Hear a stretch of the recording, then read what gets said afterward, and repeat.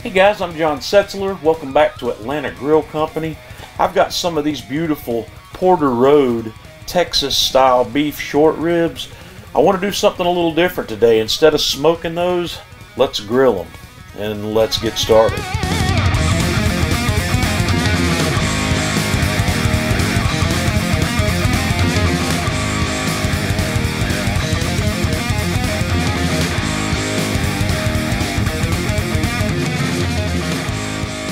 The star of this week's show is 4 of these Porter Road. These are called Texas short ribs. These guys are huge. Don't let me drop one. These come in a 4-pack, and this 4-pack of these things weighs about, this one weighed 3 1/4 pounds. So we're going to prep these. I want you to have a look at the marbling inside this. It's crazy. So what I want to do to start is I'm gonna make sure I get the exterior of every one of these guys completely dried off with paper towel. Now that I've got these dried off, I've put them on a pan with a rack where we're gonna dry brine these guys. I'm gonna give these guys a nice coating of salt on the outside, and we're gonna put these in the refrigerator and let them dry brine overnight. So we'll be back in the morning. We'll have a look at these, but like I said, I'm going to get a good coat of salt on here. You want to get some salt on every side. You don't have to worry so much about salt in the bone side, but get salt everywhere else. And we're just going to let that salt go to work on these, and it'll give these guys a nice deep red color. You'll see that when we pull these out of the fridge tomorrow, so we'll see you then. We're ready to light our grill, so I'm going to cook today on the PK360, and I'm going to get my fire starter lit here, and I've got about a half a chimney full of charcoal that we're going to get going. I'm going to set up a 2-zone cook, so we're going to give that about 20 minutes to get ready. Our charcoal is getting started. It's not completely there yet, so I'm going to dump it out over on this side of my PK360. And I'm going to take my tongs and just kind of spread that out to where I've got a nice even layer. And then I'm going to set my PK360 grill grates in place. Then I'm going to hit these guys with the grill brush and get them nice and clean. And one thing I've got here is what I like to call the holy trinity of steak basting. And I've got garlic, butter, and thyme. And I'm going to kind of get that started melting here as we let that coal ash over. Here's another peek at these ribs after I took them out of the refrigerator. They were in the fridge for 12-ish hours.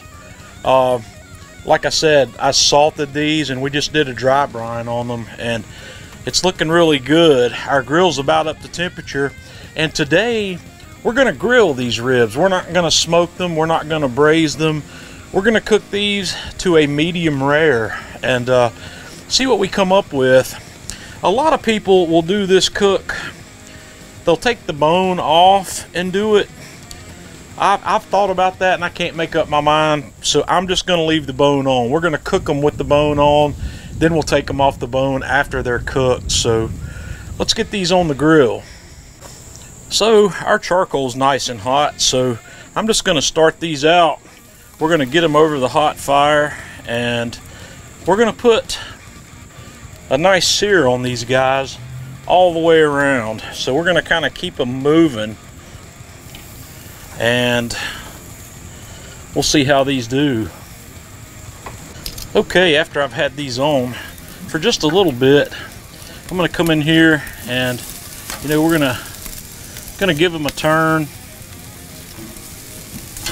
so we can get a nice bit of color on these guys all the way around. They're looking excellent here so far.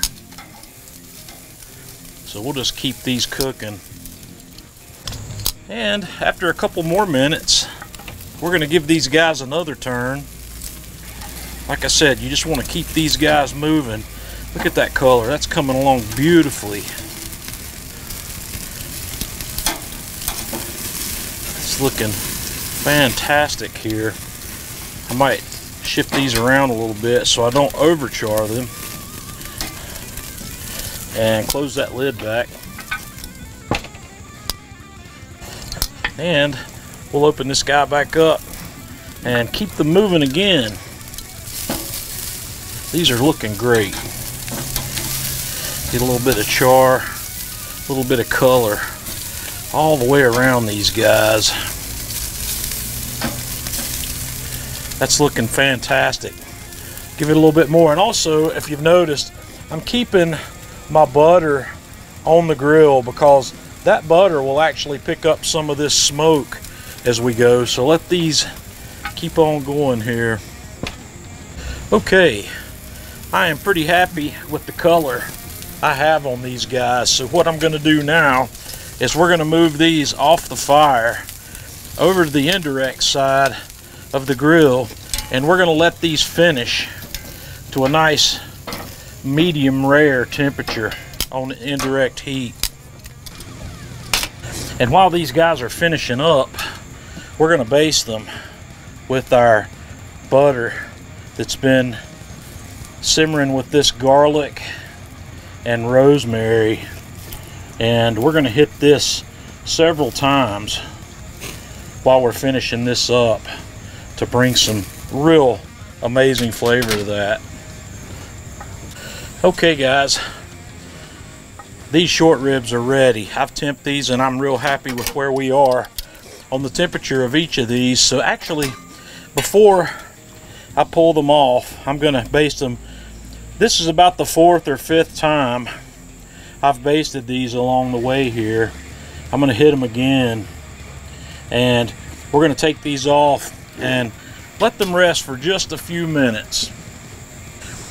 Okay guys, I've let this one rest for a few minutes, so I am going to take the bone off of this, and I'm just going to set that aside, and we're going to cut right down into this. I should have worn my gloves. This is still nice and hot.